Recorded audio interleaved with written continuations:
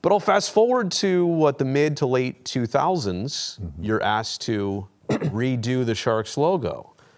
It's got to be interesting, almost like an artist, musician maybe remixing the song that they made that was so popular. How do you improve upon this? How did you start to go about that job of creating this from the original logo? A lot of discussion, let's put it that way. Yeah. But it wasn't necessarily coming from me. What it was the team wanted to update. Yeah. I felt that it needed to be updated. When we did the first, remember, it was all done by hand. Now you could use a computer. Now we could use a computer.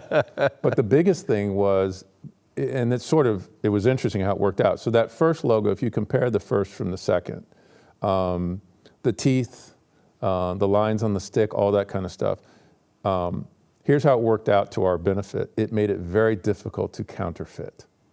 So even though it was selling a lot, I think at the time it was only, I think only the Chicago Bulls logo was outselling the Sharks logo worldwide at one point. Amazing. But, so to come back and do a second version, the team wanted to do something different. And, you know, my background was such as, let's, if I'm a fan, and I'm approached this from a fan perspective, the fans have a lot of loyalty. Yeah. A lot of, this has been around. This is what they've known. It had existed at that point long enough to become a thing, like to identify with that thing. And I also reminded them, and you may remember this, but when the Sharks logo debuted, the 49ers, about 2 weeks later, revealed their new 49ers logo. And it did not go well. They changed it within 2 or 3 weeks. They went back to the old one. So Just kidding, we're not doing that one. I remember that. Yes, and so I reminded them very strongly, say, look, you have a strong fan base. They've been supporting this. This is their identity. They identified this with this team, with this color and all that kind of stuff. So let me think about this. Right. And what I decided to do, I said, let's update it. Right.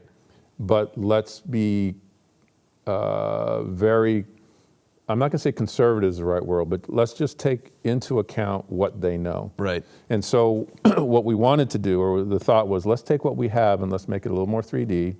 Let's clean it up. Modernize, maybe? Correct. And were you fixing things that, I don't want to say you didn't like, but was this the opportunity to, you stared at the original logo so long, was this the chance to say, all right, I'm going to fix what bugs me now? A little bit of that. Yeah. And if you think about the original logo, there's no teal in it. Yeah.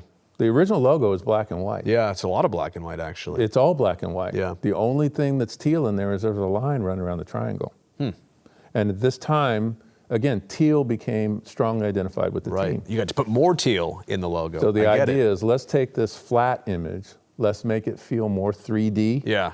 And it does. It comes across that way. Yeah. So let me ask you this. There's a faction of people out there, I'm sometimes included in this, who say they sometimes prefer the original logo over the second one.